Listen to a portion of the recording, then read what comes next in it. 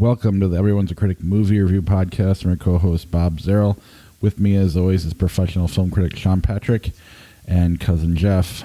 Visit us at ihatecritics.net, everyone's a critic podcast.com. We're on Facebook, Twitter, Instagram. Our handle's CriticsPod. Listen to us on Apple Podcasts, Google Podcasts, Spotify, Stitcher, Alexa, all your podcatchers. Leave us a review. We'll read your review on the air. It might take 2 months for us to get to it, but we do have one from October 13th. You may need to let us know when our review has been written. I don't have an automated thing telling me, but I do have one from Jeremy or Jez. The title is Telling It Like It Is. Really enjoy hearing you two talk about movies new and old.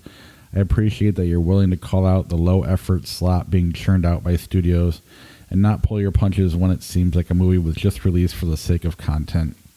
The rundown of 30-year anniversary movies gives a good sense of what it was like back before the streaming services killed the industry. Keep doing what you're doing. So thank you, Jeremy or Jez. And get in touch and I'll send you a copy of Alienoid. Yep. And that's just Sigourney Weaver running around really annoyed. Aren't you glad I'm on the show? Oh, it's Jeff's last show. Oh. It's always my last show. I'm always going to say something. It could be worse. I'll just leave it at that. Anyway, if you leave a review, we'll read it on the air. Just a brief, quick aside. Do you think it's strange that ever since we added a gay guy to the show, we've stopped talking about Kevin Bacon's dick? We can talk about it. It's just not very impressive. It hasn't come up. Just hasn't come up, I guess. Usually Flick Chart's what made us talk about it. And I don't think we've had a Kevin Bacon movie on it since Jeff joined the show. Yeah, when he whipped it out in the Guardians of the Galaxy holiday special, I was just like, God, can you ever not show your dick? I forgot that even came out. I feel like there's a joke I don't know about, and I feel lost. What else is there? Patreon.com/criticspod is the best way to help support the podcast. And then you can get our merch over at tpublic.com if you search CriticsPod, or go to ihatecritics.net and click on the TeePublic link. We also stream live on YouTube Mondays, Tuesdays, whenever we record, Sundays sometimes. There will be a link on our social media when that goes live. All right, let's get to the show. Oh yeah, before we get to the show, Sean, where can they get your reviews? It's at on my archive blog. It's seanatthemovies.blogspot.com for the movies that I've done, the more than 2,000 reviews I've done in the past 20 plus years, plus vocal.media, where I've got a profile and you can find my more recent reviews, more than 1,200 of them, including 300 reviews this year. Jesus. And then Jeff, where can they get your artwork? You can go to my website. All my links are there, jefflassiter.com. I posted it several times on the page, but I can do it again. Just let me know. Yeah, and it is, both links are in the show notes to the podcast. All right, let's jump right into the highest grossing movie of the week, Nelly and Nadine. Nelly and Nadine. I just really wanted to throw a brief spotlight on this incredible documentary. I just got a chance to see it last week. It opened kind of very quietly over the weekend, so I didn't really get a chance to tell people about it. But Nelly and Nadine is one of the most incredible stories ever told. A director by the name of Magnus Gerten was going through footage of people who had survived concentration camps and identifying the people in the footage through just remarkable detective work. And he came across two women who at first didn't seem to be connected, but then he found out they were, Nelly and Nadine. Nelly was a opera singer in Brussels. Nadine was a journalist working in France who was born in I believe, Japan. And somehow, just through extraordinary chance, they both ended up at Ravensbrück. They were both working for the resistance. Each had been working to save people's lives. Nelly specifically had saved hundreds of people's lives, getting them out of Brussels and into safety before she was betrayed by a friend and sent to Ravensbrück. then Nadine, who was working as a journalist for the resistance, she got betrayed as well and sent to Ravensbrück, and they met and they fell in love, and then they were separated at the end of the war. And it would seem at that point that this would have ended right there, but somehow they managed to find each other again when Nelly went back to Brussels and Nadine went back to France, and they reconnected through letters, and eventually they got together and they moved to Venezuela and lived a 20-year life together, where they found this community, this LGBTQ community of people who had escaped World War II and were living in Venezuela of all places. And they built this life for a good 20 years. And all of it went into a box, essentially, later on in life, and went up into somebody's attic and disappeared until this documentary was made. And Magnus Curtin brought it all back with the help of Nelly's great-granddaughter. I'm not even doing the story justice. It's even more incredible than what I'm telling you. I just really want people to see this movie. That's pretty cool. Where did they even get the idea to do this? Was it something they stumbled across, or did Magnus know about it, or?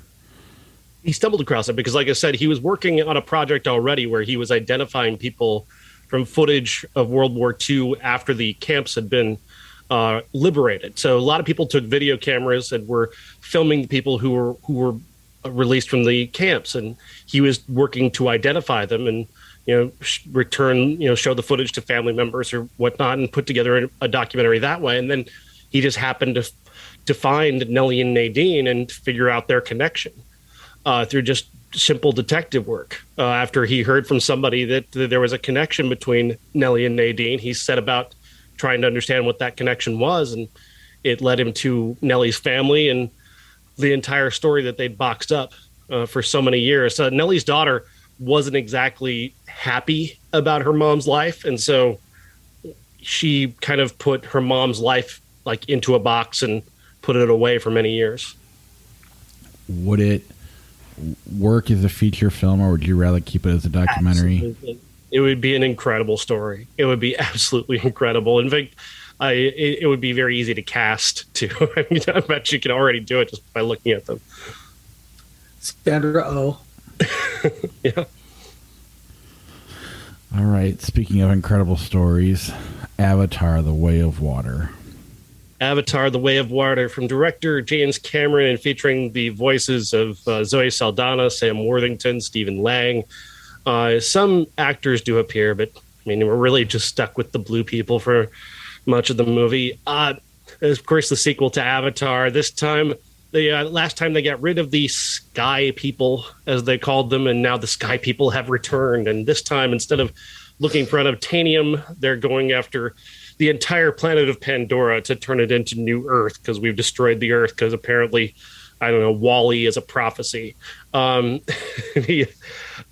that's the premise here. The sky people have returned, and they specifically targeted Jake Sully. They want to kill Jake Sully. They think he's the biggest threat to sky people taking over Pandora.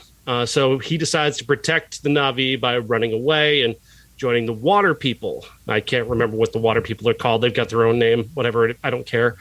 I don't care about any of that stuff. And that's the thing, is that I just can't be bothered with Avatar. Like, I just can't be bothered with this movie where James Cameron's obsession with just getting rid of actors. This idea that he's just going to eliminate actors from what he does.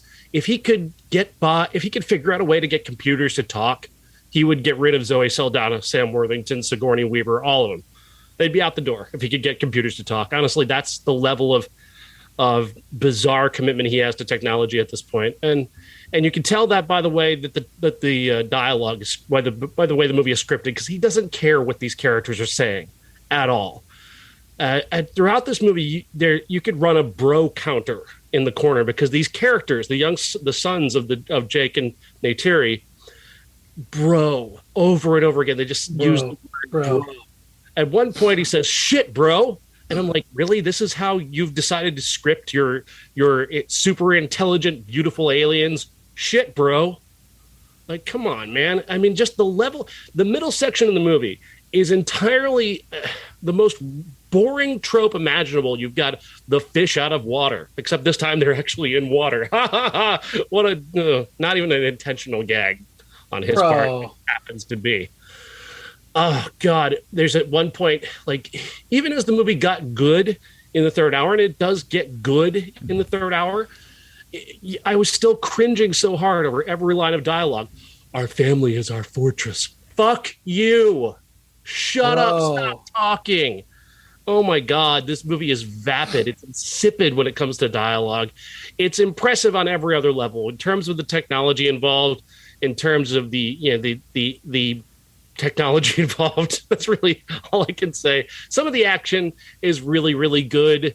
But again, there are no human characters, and I just don't care about these blue alien people. Now, that said, if you enjoyed this, if you found Avatar to be to your liking, if it's your Star Wars, as some people have said, that's fine. You know, Star Wars had really dumb dialogue too, so I get it. But it had human characters that brought charm to that dumb dialogue, so I prefer it myself. If you prefer Avatar, that's fine. Like what you like, whatever.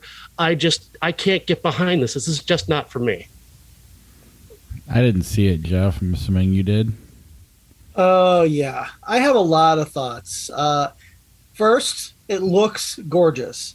The level of animation in this movie is fucking amazing. I mean, it's literally like, but that being said, that's what I concentrated on. Every little tick, every little like the beads of sweat on Kate Winslet's face. At one point, I was just staring and I was like, okay, she's moving, but they're not moving. They should, like, if it was actual sweat, it would be running. It was just sitting there. It was like, that's the level of detail that they got into, but it was so distracting that I couldn't concentrate on what they were saying. But then I realized about halfway through the movie, I didn't really have to concentrate on it because all they're doing is they're telling the exact same story from the last movie, only wetter. I mean, it's here's how you bond with this particular animal. Oh, it's just like the last movie.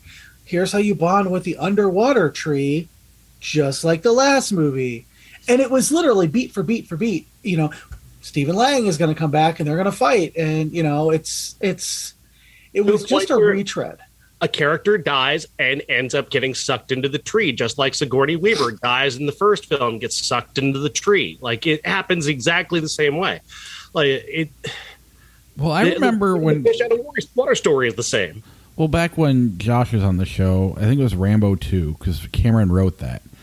And we started looking at every movie he ever made outside of Titanic, and the skeleton of the story is the same in every movie he's ever made.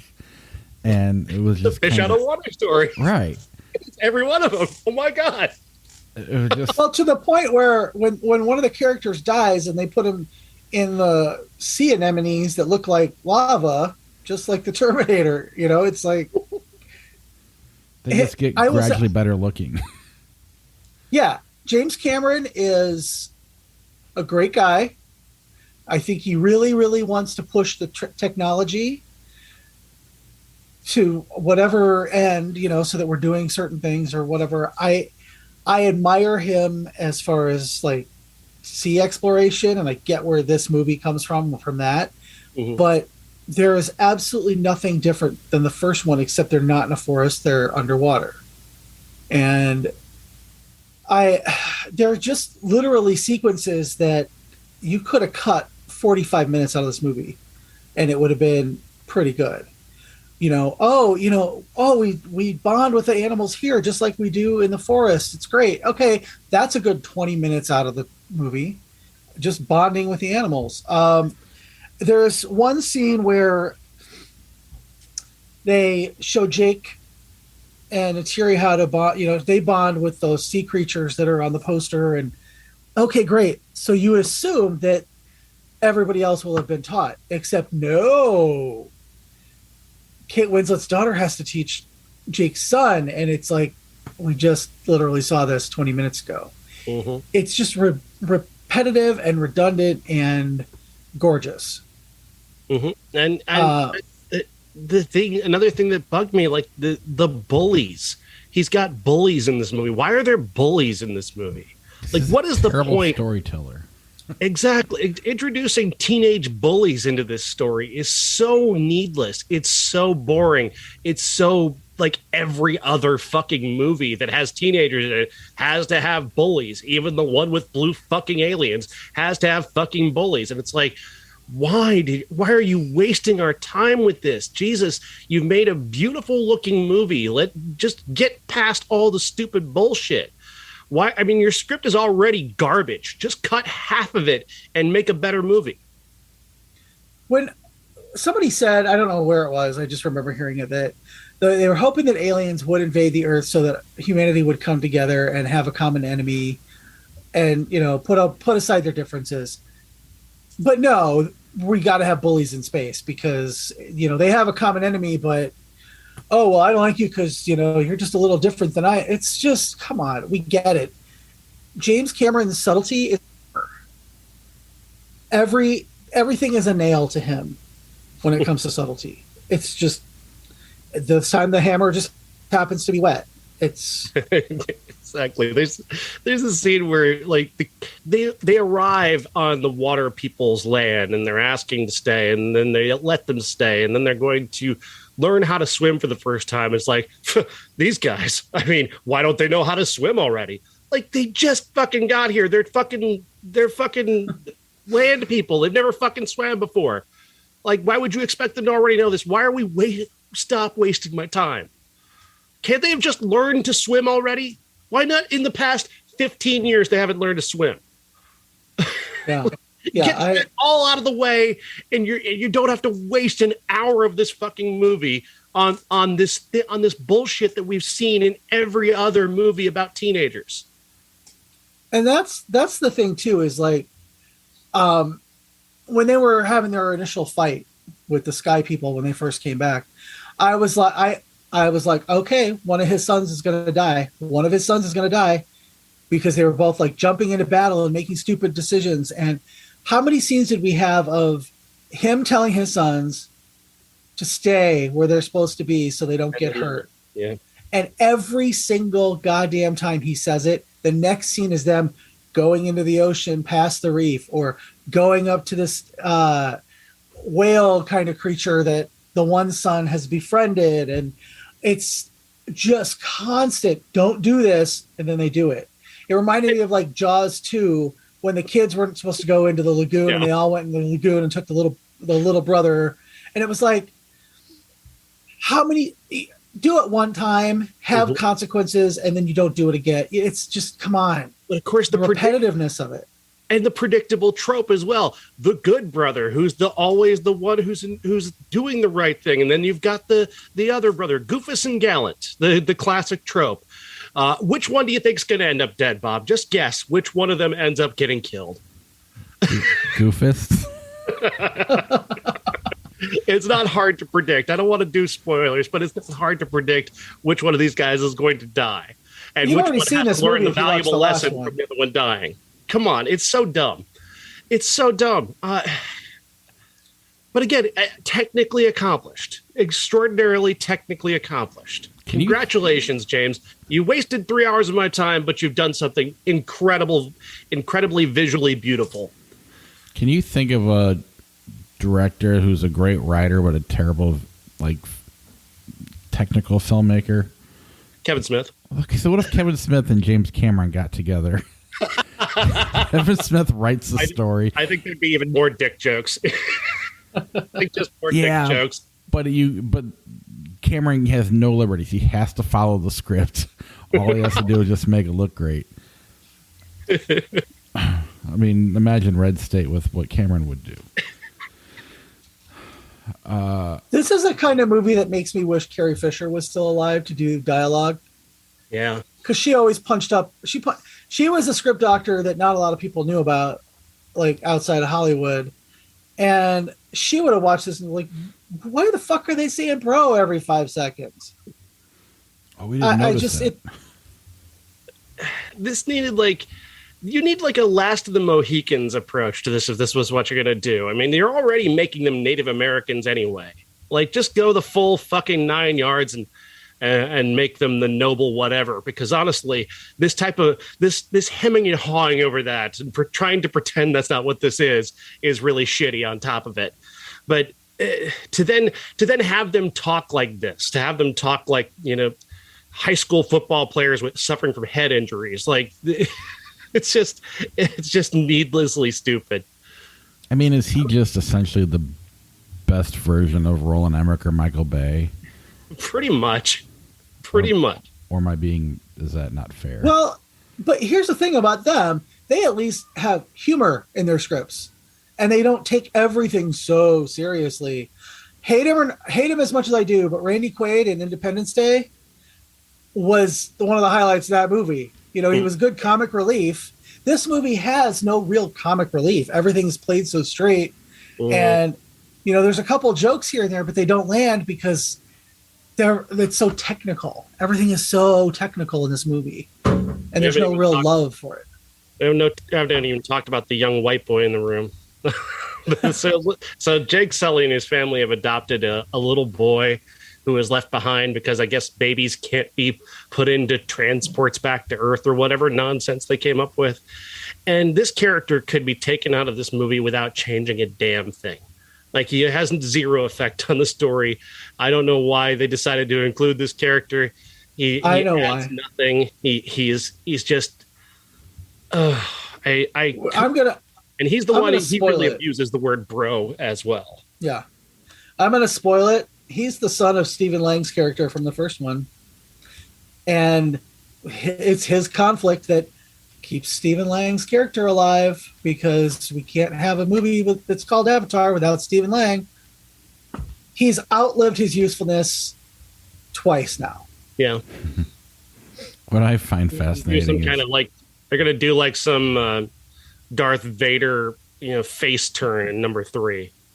No, he's just going to, I was surprised that didn't happen at the end of this one, where he's like, oh, you're my son and you saved me, and I'm going to renounce my materialistic ways and join the Na'vi. No, he's got to die. He's got to die nobly, because that's the trope. That's the easiest trope to write, is him dying to save everybody in the third film, because that's what you do in third movies. Yeah, I find it fascinating that, early on, Sean was saying that Cameron is trying to get rid of actors by making movies like this. Yet he was willing to give Matt Damon 10% of sales of this movie, of all the Avatar movies. You even heard that? No, what? Matt Damon was offered the role, and he said he can't do it. He has a Bourne movie. And then Cameron goes, I'll give you 10% of the gross. And he goes, I can't. I'm tied to Bourne Ultimatum. And he's like, well, we don't need you. And it's like, and clearly they don't, but he basically turned down $270 million. Plus whatever this does in the next one. And he was going to be Jake Sully? Yeah. Which, he still would have gotten rid of him. He'd still just be a voice. He would just basically throwing money away. Yeah. No, total waste of money. That would be. Nothing against Matt Damon, but his Cameron recently admitted that was true. It wasn't just Matt Damon telling a story. That's so weird. What a dumb idea. But that's... Again, I love Matt Damon. I'm just saying... Well, no, exactly. But it's something Cameron would do, though. Yeah. Like, why would you make a movie that has to make $2 billion to break even? Egotism. Right. And who let him do that? Anyway. But it's working, apparently. $400 million worldwide. Yeah, we still got 1.6 I think that's because Sigourney Weaver's back. Okay. But you got 1.6 billion to go. Then you got to make a profit after that. I'm sure they will, but it's like, that's a lot. Mm-hmm. All right. What else do we got? Empire of Light. Empire of Light stars Olivia Colman as a woman who works at a cinema in England. She's recovering from a mental health breakdown fairly recently. She's also sleeping with her married boss, played by Colin Firth. And that's when this young man, played by Michael Ward, is introduced. He's hired to work at the cinema. She immediately takes a liking to him, but he's much younger than her. And Obviously, she doesn't think that there's much of a chance for her, but he somehow takes an interest in her, and they develop this very unlikely romance until obviously various different obstacles arise to keep them apart. There are 3 different movies going on here. There's this May-December romance going on. You've got Olivia Colman having this very mental health-based story. You've got this other story about racism that's going on because we've got race riots that are happening and are affecting Michael Ward's character. He's being menaced and threatened by skinheads on a pretty regular basis. There's even a 4th movie, really, because there's actually the cinema is being ready to host the 1981 Best Picture winner that year, was Chariots of Fire, for a grand premiere. So they've got that going on in the background. There's so many stories going on here, and not one of them really takes hold very well. I liked the romance stuff between Michael Ward and Olivia Colman. I thought that was kind of lovely, but the movie keeps bogging it down with everything else. And then just Sam Mendes just makes some weird choices. Like near the end, they make a point of telling you early on that Olivia Ward's character never stops to watch the movies. And so finally she does that. She finally is going to decide to watch a movie, but instead of watching it with Michael Ward, where it might have meant something, she watches it with Toby Jones, who to this point has, they've worked together for a number of years, but they've never really interacted in the movie. Like they've kind of been just vaguely friendly. So she has this very special moment watching Being There, the wonderful Peter Sellers film. And then she has this wonderful moment. She shares it with him instead of Michael Ward's character. And I'm just going, why? Why did they bother to have Michael Ward's character learn how to become the camera person, whatever they call that? He learns how to, the projectionist. He learns how to become the projectionist and run movies, which Toby Jones's character never does, he says. And so they make a point of that, like he's bringing him in. And then you would think that they would share this lovely moment where she actually watches a movie and he projects it for her and they have a moment. But no, that doesn't happen. She has this moment, this very special moment with a character she barely has connected with throughout the movie. The whole Colin Firth thing goes absolutely nowhere. Really, it's a sloppy mess. And aside from, again, it's a great looking poster, and some of the movie equally looks just as good. But again, Mendes makes such weird choices. Like there's another aspect of this where Michael Ward and Olivia Colman spend their time together at work on their breaks in this other part of the cinema that's undeveloped. It was like it had burned down or been broken apart in a storm or something. I thought, and they make a point of pointing out that she's taking dance lessons, and there's a big dance hall in there too. So I thought, okay, they're going to rehab that theater. They're going to create a brand new third cinema in here and rebuild the dance floor, and that's going to be a whole big arc as well. No, never comes up. Why'd you introduce it if it doesn't fucking matter? Mendes just keeps doing that, and it just bogs down the entire movie and just makes it incredibly unsatisfying. Isn't Mendes normally known for just kind of being, I don't know if safe's the right word, but just kind of good enough, but he's never quite amazing? I don't know. He's come close. I think Revolutionary Road, it comes close. Obviously, American Beauty doesn't. But sure it does. He just cast the wrong person. American Beauty was a wonderful movie but in hindsight, you can't really watch it. But you put Nicolas Cage in there. I think Mendes tries to do too much. I think he can't resist just doing everything in a movie. Every idea he has, like Skyfall, is every action movie idea he ever had. Like, just everything he does. 1917, which I guess would be the best movie he's done, is still a lot of things happening. And him having to, I want to shoot this all in one take, like, just unnecessary to the story. I just want to do it that way. And it's the most successful thing I think he's done. But yeah, I think he's maybe too ambitious and too scattershot. Yeah. All right. Call Me Miss Cleo. Call me now. Call Me Miss Cleo. Call me now. Next documentary about the phone line lady from the 1990s. She pretended to be a fake psychic. She pretended to be a psychic. She was fake. She was actually an actress and writer in Los Angeles who moved to Florida and adopted the character of Miss Cleo that she'd created for the stage in California. She adapted it to this call-in line for these two scam artists who started a psychic line. And she perfected the character on the air and became the face of the brand for about 2-3 years. They made millions of dollars, really didn't pay her much, but she was still the face of the brand. Then they got sued because it was a massive scam. And she never answered the phone. Never once, actually. All of her phone calls were staged for the show, for the commercials. In reality, the people answering the phones were part-time people getting paid $5 an hour to talk to people who were desperately mentally ill and had hardcore mental issues that they were trying to get a psychic to fix for them. Probably a little bit underqualified for this. And so they scammed a lot of people out of a lot of money. Miss Cleo, in the end, escaped blame and went on to live her life in Florida, still pretending to be a psychic and still pretending to be Jamaican. And that's where this movie gets into a very cringeworthy area, because the movie spends a lot of time trying to rehab her into this wonderful story about this woman who becomes an LGBTQ icon and takes care of this whole community of LGBTQ people, and what a wonderful human being she is. Then you start to look around at her circle of friends and you realize it's a group of white liberals who are feeding the fantasies of a woman who is pretending to be a Jamaican psychic.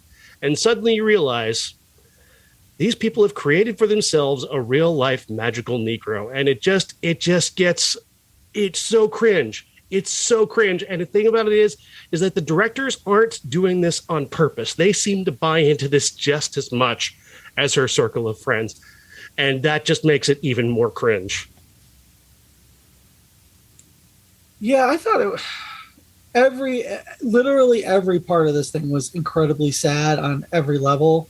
And the cringe just feeds into that. Because, this apparently she was abandoned when she was a little girl and raised by people that may have been her family, may not have been her family, may have been Jamaican, may not have been Jamaican. Just, she was kind of shunted around and not paid much attention to. So she was able to, throughout her teens and 20s, become, kind of latch onto this persona that she created on stage, and I guess turned it into a legend, so to speak. I mean, everybody knows who Miss Cleo is. If you grew up at all after, if you were born anytime before 1990, you know who she was. The fact that they went after her because she was the face of it, even though she didn't make any money from it or anything like that. That's kind of the way it goes. And it's like, let's blame Miss Cleo. Let's make the joke. Oh, I bet she didn't see this coming, over and over and over in the media. And then when she goes and she's living in Florida and she gets this group of people, and this is truth. And I have seen this said several times in social media. If you want to have a place to hang your liberal guilt on, who better than a disgraced TV psychic who happens to be black? Mm. And that's what I got a lot from a lot of the people that she hung out with in Florida. Because every time they cut to a black person talking about her, they were just calling her on her shit, basically. All the people she did theater with were like, no, she's not a psychic. She's, she's this girl that we did theater with, and this was her shtick. Mm-hmm. And that was like, it's such an indictment of that kind of, like white liberal guilt that it made me cringe a lot. I wish it were an indictment, though. I mean, it is for us. I think we're seeing it. I don't think the directors see it. I think they're legitimately trying to rehab her as a person. They're trying to present her as this, fallen hero, and that she's not blameless, and she knew what she was doing. Oh, yeah, absolutely. She knew she was a fake psychic. She knew that every dollar that was made off of her persona was going to a couple of con artists. She was fully aware of that. She participated in it, and she benefited from it. That's pure fact. And this idea that they're going to treat her like she's this wonderfully redeemed icon is just total bullshit.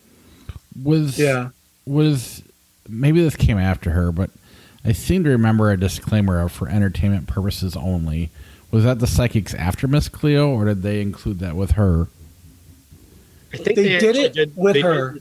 They did include it with her, I believe, eventually. I don't think it was right away. I think it was shortly after she started the commercials that they did, but they did do it, but that didn't get her off the hook. Because most people don't read that. They just think, they see the black lady in the turban who speaks funny and I bet she knows things, because that's the way the media has conditioned morons.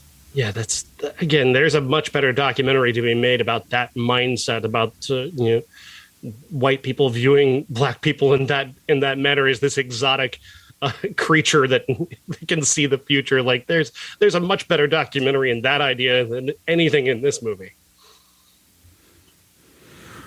Yeah, I am triggered by the word cringe because I have a 15-year-old daughter, and all of her friends use that word all the time, and it's... Well, Sean is basically a 10-year-old girl. This is the only word I could think of to describe how I felt watching this. No, it's relevant. It's hard. Anyway, let's move on to the one movie I did watch this weekend, Bardo, False Chronicle of a Handful of Truths. Directed by Alejandro González Iñárritu, the director of The Revenant and Birdman. This is a trip, that is for sure. This is a movie about a journalist from Mexico who is extraordinarily well known. He suffered a pretty significant trauma in the death of his recent baby. He still has an older son. He's going through his life in a very strange fashion with lots of big, grand dream sequences kind of informing his real life story about what he's trying to do, which is protect Mexican people and Mexican culture and celebrate it, while also trying to defend himself as a journalist from various different attacks, and still dealing with the amount of incredible trauma and depression that has afflicted him throughout his life, from the death of his father to the death of this baby. The way Iñárritu decides to portray this is very kind of shocking and exciting and strange and weird and classically Iñárritu sort of way. The opening scenes with the birth of the baby and the baby's death are incredibly jarring and shocking and kind of great, honestly, because it's just so bold. But the movie does linger a little bit too long, and that really does kind of start to drag, I think, towards the end of the movie until we finally do get to the end. And then the end kind of drags a little bit. I think this is a pretty incredible movie in many ways. I think there's sequences in this movie that are some of the best sequences of the year because Iñárritu is just that good. He has a lengthy conversation with his late father that I thought was just incredible. The birth-death sequence is remarkable. And this dance sequence that you can see in the trailer, that takes on a whole new level via a David Bowie song that is just extraordinary. But again, the movie just lingers just a little bit too much. Did you get a chance to see it, Jeff? I did not. This was a terrible weekend for me to see movies, especially with 3.5 hours of fucking Avatar. Yeah. Brovatar, sorry. And then this is pushing through, or what's this, 2.5? Yeah, this one's pretty good too. I don't know. I love him as a director. I love this movie. At the same time, it was the only thing I watched. I haven't had this experience in a while. I mean, I've had it a lot this year, but it's been a few weeks since I've gotten to see something fresh and original. And I didn't mind the lingering. I thought I enjoyed it. I just enjoyed being in the movie and in this dream sequences and the just kind of what he's going through. I don't know. I just found the whole thing neat. what I hate most about it is people comparing it to the Tree of Life. It's nothing like Tree of Life. It's way better than Tree of Life. It shouldn't be mentioned in the same sentence at all. But I think, to me, this is right up there with, one of the top 2 or 3 movies of the year. Obviously, it's nowhere near number 1 because number 1 is so good. Everything, Everywhere, All at Once. But had that movie not come out this year, this might be my favorite movie of the year. I liked it that much. So it's on Netflix. I don't know. The trailer alone with the I Am the Walrus with the Beatles is pretty fucking amazing too. So if you don't want to watch the movie, at least watch that because that's pretty cool. Like I said, I think there's a couple scenes in here that are among the best of the year. I just thought the movie lingered a little much. It could be a little tighter for my taste, but that's really a minor criticism. I also recommend it. I also think people should see it, especially if you're somebody who loves Neytiri and you love movies that are nothing like the everyday mainstream film. This is absolutely for you. Then if you hate mainstream movies, see this one. This is not bad. And I could see, just depending on the week I watched this, my opinion changing in terms of the lingering, just needing something fresh, needing a break from reality. This is kind of the perfect time, So I feel like it hit me at the right moment. So, but yeah, Netflix, it's worth watching. Watch it 50 times before you watch Avatar. Wait, Sight and Sound says it's a breathtaking experience. Didn't they also say that Gene What's Her Face was the number 1 movie of all time? Well, the people that voted on that. The people that rigged the vote. Yeah. I still hate that movie. Sorry. I mean, it's got to be Vertigo if you're talking about just kind of everybody's opinion together. To me, that makes the most sense. I don't know. Anyway, we can move on. Guillermo del Toro's Pinocchio, also on Netflix. Yes, and why we need so many Pinocchio movies, I have no idea. This is the 3rd Pinocchio movie this year, I think. We skipped the Disney one with Tom Hanks, especially after the reviews came out about that, which apparently is one of the worst movies ever made if you listen to most critics talk about it. But this one is far more accomplished, at the very least. But this is the same Pinocchio story as always. Pinocchio is cut from a piece of wood and comes to life, and he's living with his dad, Geppetto, and he goes on a journey, learns a lesson, reunites with Geppetto. There's a lot of stuff that there's a few changes. Like there's a few things that Del Toro does that make it a little bit darker and a little bit deeper. But again, the Pinocchio story doesn't do anything for me, even in this telling. I think it's technically accomplished as Avatar. Honestly, it's that good looking. It's an incredible film to look at. But it's Pinocchio. And I mean, I've suffered Pinocchio far too many times to try and care about Pinocchio again. I mean, if Del Toro made like an R-rated Pan's Labyrinth version of Pinocchio, I'd be more interested in watching it. He's one of my favorite directors, but at the same time, it's like, why does he make some of the movies he makes? If he would just do The Shape of Water and Pan's Labyrinth and stuff like that, and nothing against Hellboy and some of the other movies he's made, the robot fighting movie, it's like, you can only make that so good. So, yeah. Why are you making this movie? There's a ceiling, yeah.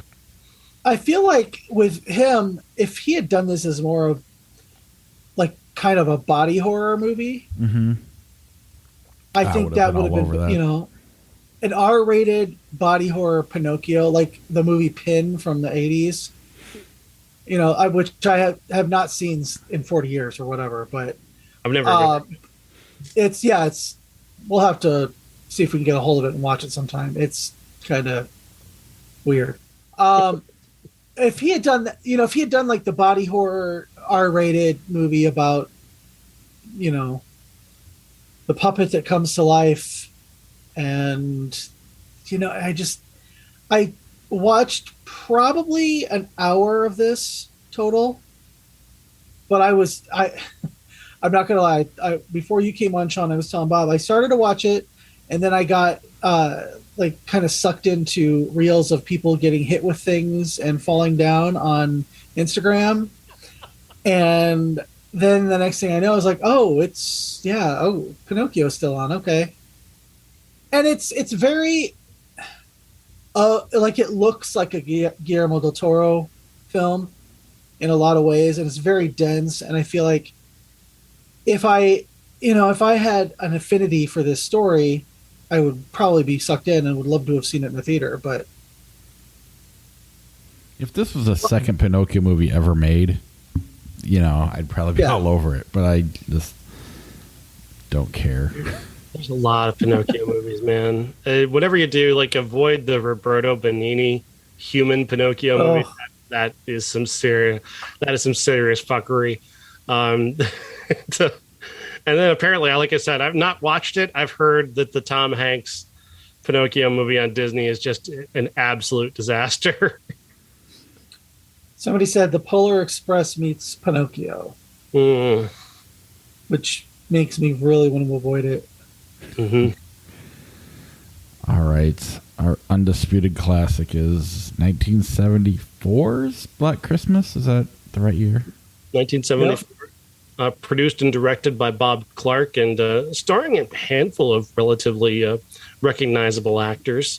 This is a story set at Christmas with a killer who is stalking young women on a college campus, living in they're in their own dorm, or guess whatever it is you want to call it, a house. Sorority house. And it basically created an entire subgenre from that. It's the progenitor of every sorority murder movie to come after it. And that way you cannot take that from this movie. You can't blame this movie for that. It's that this movie is that good that it created a genre. You can't denigrate it for everything else trying to copy it. This movie is incredible. Overall, it's always been incredible. And part of that is just the clever ways in which Bob Clark comes up with to present this killer. The POV shots in this movie are just innovative. And I'm imagining at the time they were just brilliant. But even today, I thought, just watching it again, just those POV shots are so clever and so scary. And I mean, you can see, again, that's another piece of the DNA of this movie that exists in so many other movies to such a lesser extent. So the only movie before this that had really done that was Peeping Tom from 1960 or 61. Yeah. But this movie this movie is responsible for Halloween, in that Bob Clark made this movie.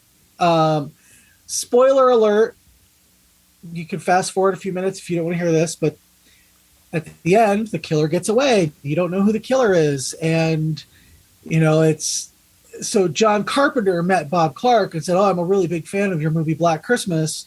And, have you ever thought about making a sequel?" And Bob Clark, according to John Carpenter, said, "I'm thinking about like the next year, the killer comes back to campus and there's new girls, and but instead of Christmas, it's set at Halloween." And then you go and watch Halloween. And apparently Bob Clark abandoned that idea. He went on to, do other classics like Baby Geniuses. Well, Bob Clark literally created 3 genres. He created the TNA comedy, he created the slasher films, and then he created the Christmas, kind of the whatever Christmas Story was. Yeah. Yeah. Bob Clark, I wish he was still alive today. He was killed in a car crash with his son several years ago. He must have some amazing stories, because he worked with everybody at each level of his career, and he was kind of like Wes Craven in that, except he got to do other kinds of movies besides horror and music of the heart. This is my favorite movie of all time. And I don't count Star Wars, because you can't talk about one and not talk about the whole thing. This is a self-contained story that is it's brilliantly told. It's slow. methodical. It's telling a story much in the way that Silent Night, Deadly Night is telling a story from the beginning, and you have to pick up all the clues as you go throughout. This movie tells you the story of the killer through the obscene phone calls. And, Agnes is the Billy's little sister, and he apparently kills her, and the parents trying to find out, and he just goes crazy and somehow escapes and sneaks into the sorority house and starts picking off the co-eds one by one in pretty brilliant ways. One of my all-time favorite directorial choices is when Billy is killing Margot Kidder's character with a giant glass unicorn that has like a 6-inch horn, and it cuts between him killing her and a children's choir who is Christmas caroling on their front steps. And it's just I've always, like, when people say, what are your favorite sequences, that is probably one of my top 5 favorite sequences from a horror movie or almost any movie. It's just, he just had a way of staging things that are really unique, and that I think a lot of people were influenced by. When you listen to Sean's review of Halloween and how he doesn't like it, and it's hard to argue with that because Black Christmas got everything right that Halloween gets wrong in Sean's review, in my opinion. I don't know if you agree with that or not, but it is so far superior to all the movies that came after it in the slasher genre. It really is just... It's insane to see how, it's the top, and then as movies come on after it, they just water it down a little bit more every time. And it's pretty cool to go back and see this and how fresh of an idea it was at the time. I think Carpenter got the wrong ideas from Black Christmas. Like, he took the wrong parts of it and tried to make, when he went to make Halloween, like there are other parts where they're so much better. Well, in this movie, evil is in the background, and it's, right. There's just a shape, like in Halloween, but there's no backstory to the shape in this movie that's explicitly told. Well, exactly. But where in Halloween, that's how it starts out. You know who the killer is right away, and it's not the shape, it's Michael Myers. This character doesn't have like like sprightly comedy to him, like hiding behind a bush. Here I am, and then no, I'm not. Like, I can't get over that. I can't get over Michael Myers just like running through bushes with his stupid mask. Like, it's so dumb. And Billy in this movie, you're meant to think that it's Keir Dulley's character, Peta. Not Peta from the Hunger Games, but his name is Peter. But I can't not call him Peta because of the way Olivia Hussey says it. And you're meant to think, because, she goes to him and says, I want to get an abortion because I'm pregnant and I don't want to be with you anymore, that he snaps and is the killer. And you think that pretty much all the way up to the end. For me, I watched it the other night with my niece who's 16, and she's always, oh, I'll watch it someday. And so she came over to my place and we watched it, and she said, oh, it wasn't as scary as I thought it was going to be, but it was really spooky. And she goes, and she's actually, for a 16-year-old, she's very liberal thinking. She's like, wait, when was this made? And I said 1974. She goes, oh, so abortion was legal? And I said, yeah. She goes, oh, good for her. I wouldn't want that creep. I wouldn't want that creep's baby. And it was 1974, right after 1972, when abortion was made legal, and it's really timely. It's not like it still resonates to this day, because it's not, oh, well, I had to go to the Galleria and go to the mall and all that kind of stuff. It's a very small story told methodically and slowly so that you absorb it all. And skillfully. Like, he doesn't get enough credit for how skillful he is. Like that sequence you talked about before with the cuts between, Margot Kidder's death and the choir, that is exceptional editing. That is an exceptional set piece. And but then again, take every aspect of this movie and you can find the DNA from this movie and everything that came after it. It's so crazy. I think this movie gets ghettoized by just being, a Christmas horror movie. Like people think, people see Black Christmas and they just assume, well, it's a Christmas horror movie, I have to watch it at Christmas. And this is a movie that's good enough and it deserves a better reputation than just being seen at Christmas. Well, I think Halloween is what ruins its reputation, because everybody gives Halloween that credit. John Carpenter gets all the credit Bob Clark should be getting. Well, I think to make the comparison, I think Halloween is the country music to this movie's like rock and roll, like that very easily digestible version of this. I'm glad you're putting rock and roll that high up. I'm all with you. The reason that this movie holds up too is the humor. It alleviates the creepiness and the dread with some really funny shit. Margot Kidder's comment, which Claire, who's the girl in the picture, she says, "Could that be one person?" No, Claire, that's the Mormon Tabernacle Choir doing their annual obscene phone call. I still, to this day, cackle sometimes when I listen to her. She's the drunk one. She's the bisexual one. She's really wounded inside. There's the beginning of the movie when you're seeing from the killer's POV. She's talking to her mom on the phone, and her mom is, she thinks she's going to go spend Christmas with her mom, and instead her mom is shacking up with some guy, and gets her a room at Mount Holly at the ski lodge, and she has, you can tell her lines are funny, like, well, mother, you're a real gold-plated whore. You know that, mother?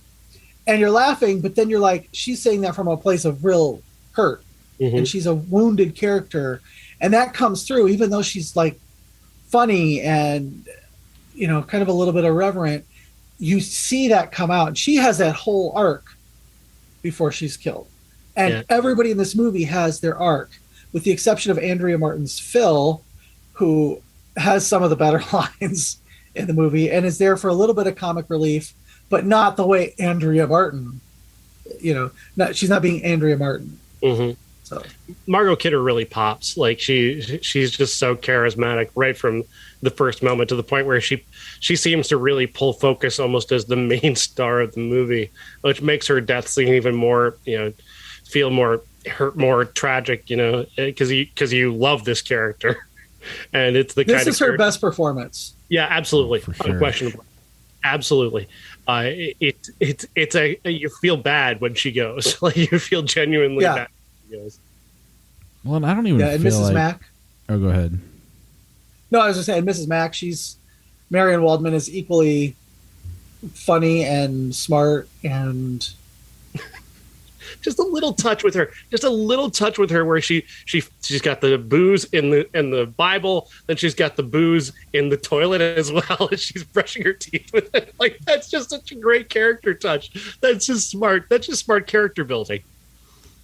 And when she puts on half her lipstick and then she's yelling at the cat and she never puts the other half of the lipstick on, I'm just like, oh my God, this woman. I'm sorry, Bob, go ahead. Well, no, it was just, I think the first time I saw it was the first time you were on the podcast, because I think we've talked about this movie 4 or 5 times. We talked about it when I lived in New York, so it was at least 10 years ago. Yeah, it was a while, but that was the first time I saw it. I don't feel like my opinion's influenced by you at all, because, just watching it for the first time, it was such a fresh movie. It's not campy in the way like some movies are. It reminds me of whenever we talk about this movie, like that scene in School of Rock where Jack Black has all the bands and the flow chart on the chalkboard. Like, you could do a whole bonus podcast on slasher films, and this would be the one in the center, where everything comes out of. Yeah.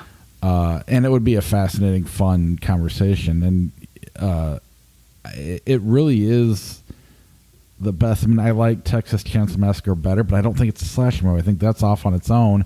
They try to bring it into that genre later on with Part 2 and Leatherface and all that stuff. But this is the one that it all comes from, and it just really is neat to see the source material not watered down, because like I was saying earlier, every time it's been done since, Carpenter added, you get to see Michael Myers more, so it takes a little bit away from it. And they just, by the time you get to Jason, even more is gone, plus everything in between. Now you're relying on the camp and the failure of being genuine but not good, but somehow it makes it fun, that makes those movies work. This one is the one that's totally pure, genuine, and just tight. I mean, it really does hold up even now. I think anybody could watch this and see something original that they're not seeing anymore.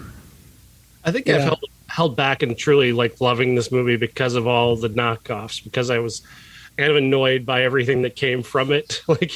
This movie, as wonderful as this movie is, it spawned some horrifically terrible films in its wake that admittedly I probably held against, but especially the remakes. There's been 2 remakes in just the past 20 years. One was not even relevant to this movie. Unwatchable. Yeah. So can we talk about those too? Please, sure. Go ahead. The 2006 remake, I saw it in the theater on Christmas Day, I think, or the day after Christmas. And because I revere the original so much, that was very, very off-putting for me the first time I saw it. I was mad what they did, because they gave you Billy and they gave you Agnes, and they told the backstory and through flashbacks, and I was just mad because what made this movie so special was the fact that you never found out who the killer was. You never knew explicitly who this guy was and what he had done. You had to pick it up from context clues. And, in the 2006 one, it's, Billy used to live in this house, and, he ate his mother's skin as Christmas cookies, and his mother raped him, and they had a baby, and that was Agnes, and the mother killed his father. And it was just like, what the fuck? Come on. I want to see spooky, but it all took place in one evening. And I was given it on DVD about 5 years after. It was actually when I just moved to New York. So it was 2009, 2010. And one of my friends was like, I heard you like this movie, so here you go. And I was like, this piece of shit. And I watched it again a few months later after they gave it to me. And I was like, okay, it does have some good elements. And every time I've watched it since, it's kind of an annual Christmas movie, because I have a lot of Christmas movies that go back and forth, and I've really gained an appreciation for it because it's so campy and so dumb. But I like most of the people who are in it. Andrea Martin from the original returns as Mrs. Mack, the house mother, and she's got some good lines, but not particularly written very well. It was from the guys who made the Final Destination movie. I can't remember. The teacher from the original Final Destination shows up, and they do the whole Claire with the bag over her head. But the best and still scariest thing about the original is when Olivia Hussey goes and she pushes open the door and she finds her friend's dead, and Billy is standing behind the door, and you hear him just say, Agnes, it's me, Billy. And she looks up, and there's his eyeball, and I just got chills even thinking about it. And there's his eye behind the door, and that's one of the most famous images from this movie. And they somehow took that to the 2006 movie as Agnes, who's the killer at the beginning, plucks out everybody's eyeballs and eats them, and then hangs them on the Christmas tree. And it's like, the eyeball imagery was special, and to be reduced to ooh, gory. And my niece actually, I went to bed the other night. My niece watched this on Hulu, and she was like, I like the original much better. And I said, yeah, but it does have some campy, fun moments in it, so I can't completely write it off. I just can't get over all I can think about is people and us producers in a studio going, what if we tried this and did that? And then it just, to me, it all feels like a money-making scheme. So I can't stand the idea that somebody watched the original and go, you know what, I can fix that. You know how they didn't explain anything? I can fix that. I don't blame anybody involved. It's just simply the producers that are trying to make money. And it's like that with pretty much every remake. Very few of them get it right. Yeah. It was that period of time. This was 2006, and 2003 is when the Texas Chainsaw Massacre came out, the remake, 2003 or 4, and actually that was one of the better remakes. I loved it at the time. Going back at it again, it feels like a money grabbing, attempt. Yeah, absolute garbage to me, but. But I hated the Friday the 13th remake. I just, there were so many remakes that were so garbage, and this one over time I've kind of gained a little respect for it because I knew what they were trying to do, and I can see where studio interference happened, and right. it is of its time. It's very CW kind of, or UPN, I guess at that time. I don't remember, but they did a better Katie job. Cassidy They did a better job with the smaller movies, and Black Christmas, is smaller compared to Friday the 13th and Halloween, and yeah. So they did do a better job with those. I mean, I think My Bloody Valentine was actually pretty decent. Yeah.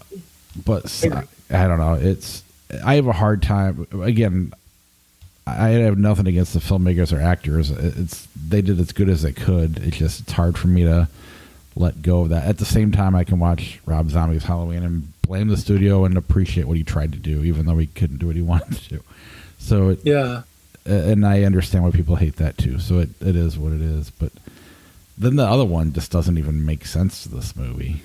Oh, I think they just borrowed the title, right? Right, basically. Well, basically the filmmakers were told, we're going to remake Black Christmas. All you have to do is have it set in a sorority house, and the title, and there was one other thing I can't remember at this point. And I consider myself a feminist, but this movie seemed like it was made by an anti-feminist to try to piss off feminists. If that makes sense, because it was so over the top, and it was like, I think it suffers from being called Black Christmas, right? Because you have two movies called Black Christmas that the first one is an absolute classic. The second one is fun, and there doesn't need to be, there was no reason to remake that movie. And I think they did. I think they used that title just for name recognition, because there's nothing really in that movie that is special. So they had to use the title to get people to drum up interest. See, I feel like it's... Go ahead. Oh, no. I was just going to say, Black Christmas is not a supernatural horror movie. Right. This Black Christmas, the 2019 one, was a supernatural horror movie about toxic masculinity and, women rising up and not going to take it anymore. And it was a very Me Too movie. And I felt that, what, Sean? Allegedly. Well, yeah, I felt like I said, it was made by somebody who was like, you know what we're going to do?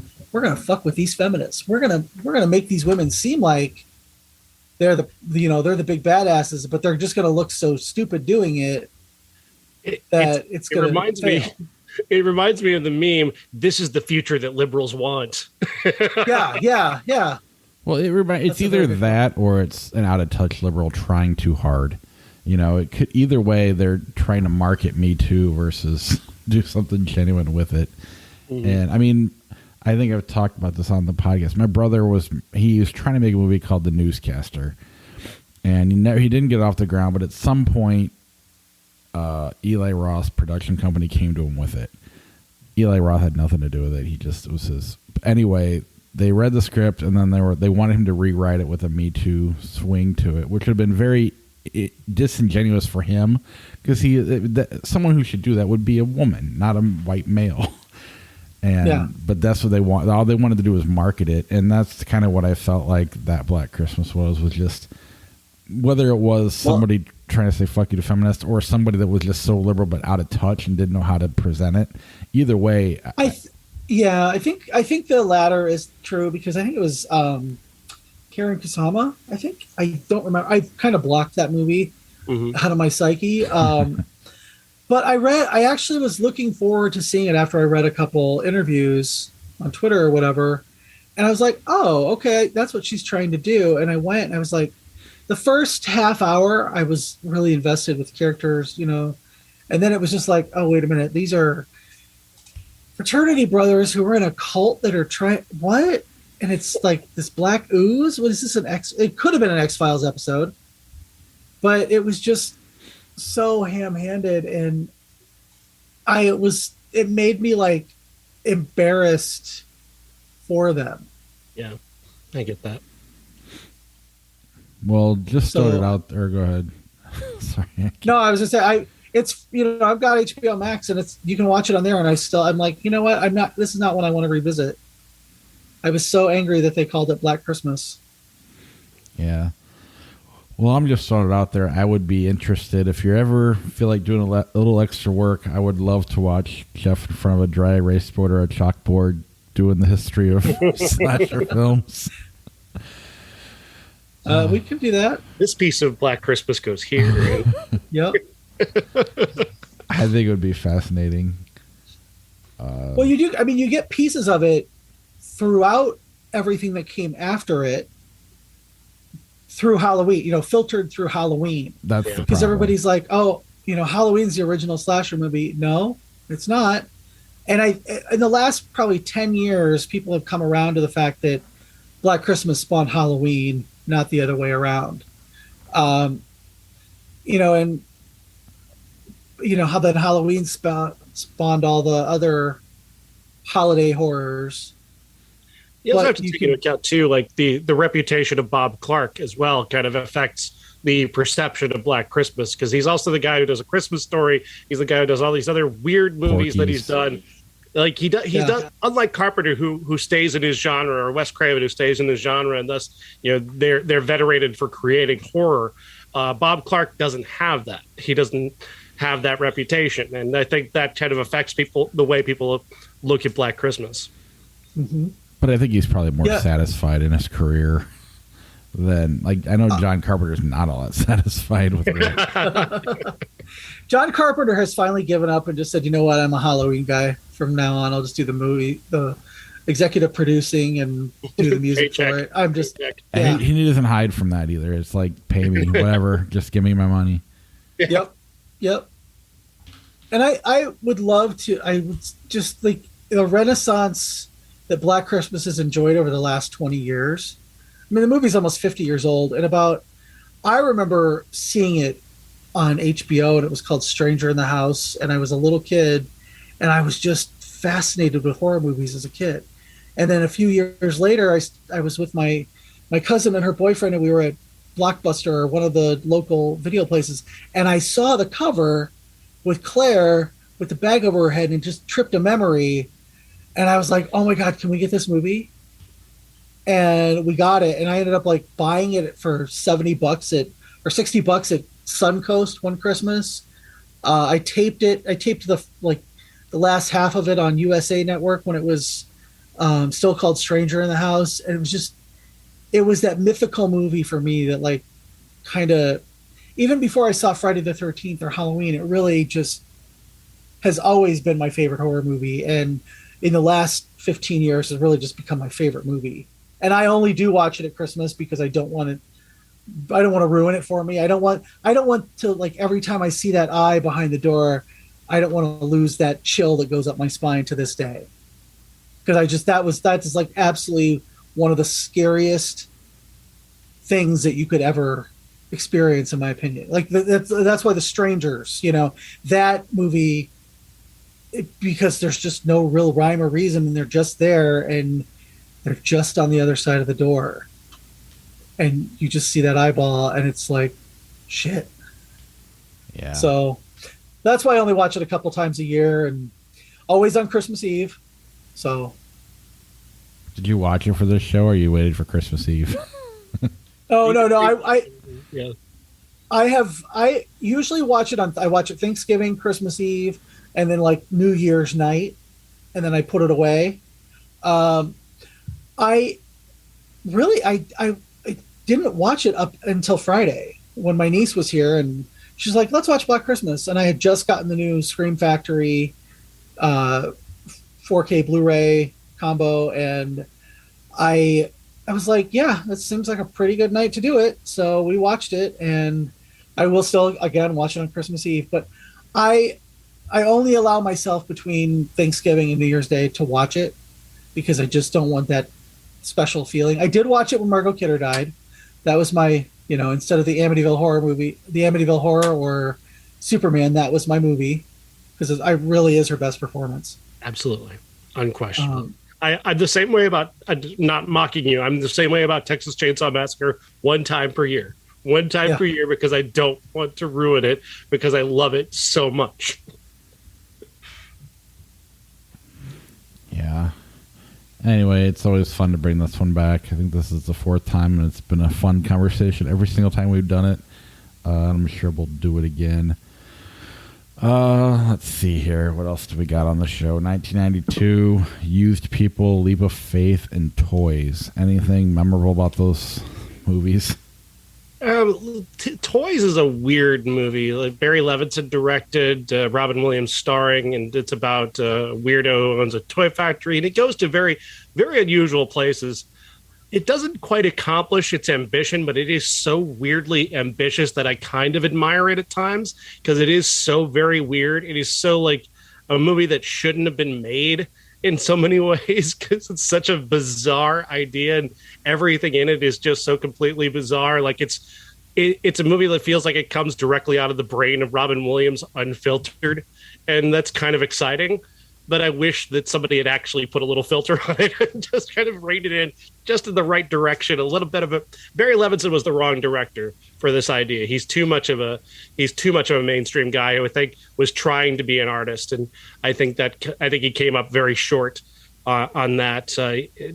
But Robin Williams at times in that movie is completely inspired. Just some of the stuff he says in Toys is actually rather brilliant because it's Robin Williams. It's pure distilled Robin Williams madness. And that gets kind of fun. Also, LL Cool J just goes to some very weird places for no particularly good reason. The villain is pretty spectacular, too.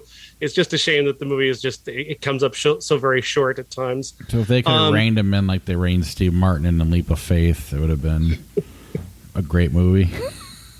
The Leap of Faith, another one. It's an interesting performance by Steve Martin. He's definitely trying something, but he just doesn't quite get there. What would you think if Toys had been directed by like Terrence Malick? Again, I don't think he's the right director for this either, but there's certainly a right director out there. I'm just not thinking of who it is right now. David Lynch. I actually went to see Toys in the theater because of the Tori Amos soundtrack. I was kind of obsessed with like all the songs that were on it, and just I just don't remember particularly loving it. Mm-hmm. But I remember him, that it was just him. Like most of his movies around that time, it was more about him than about the plot. Yeah.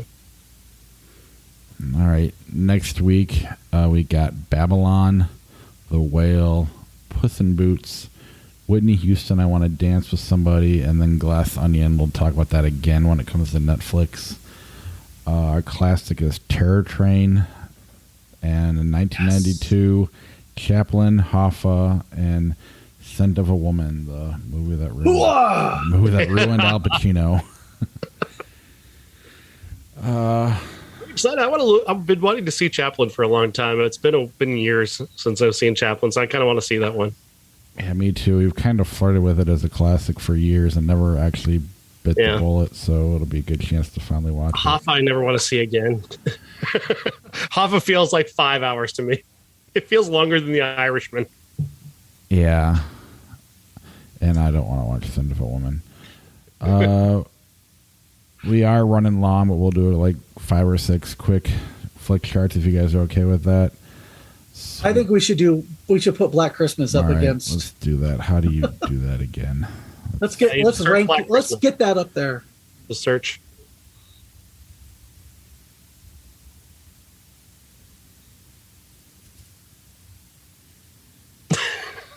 Oh, just put Black Christmas in.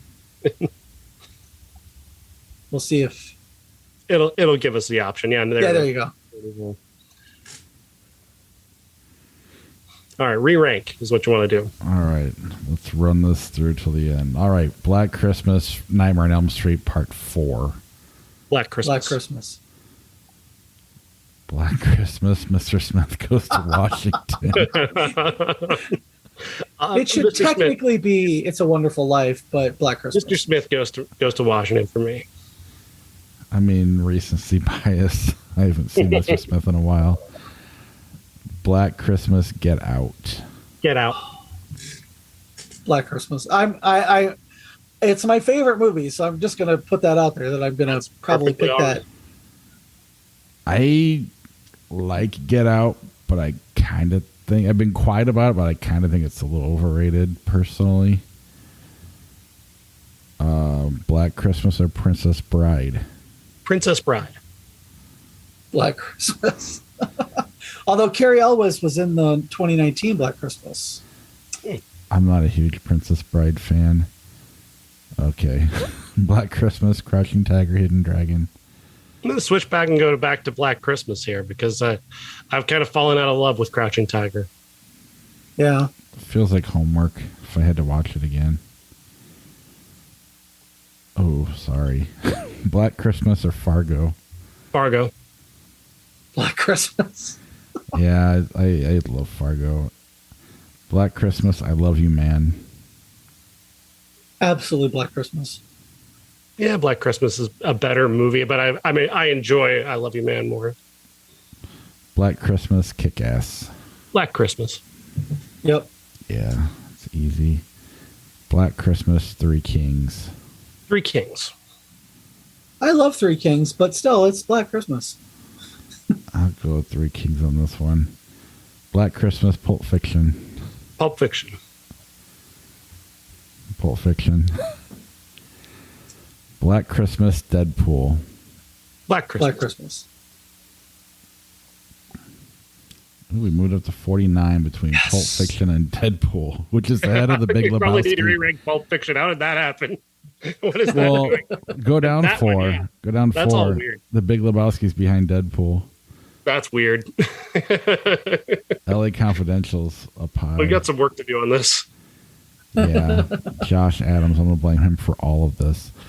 I'm going to say, because it's kind of niche, I'm very happy that Black Christmas is in the top 50. I think it's a reasonable spot. Yeah, considering the diversity on the podcast, or not diversity because we're all white guys, but you know, the different opinions that we all have. Mm-hmm. All right. Anyway, that was a fun show. I'll talk to you guys next time. Cool. Thank you. Have a good one. Good night.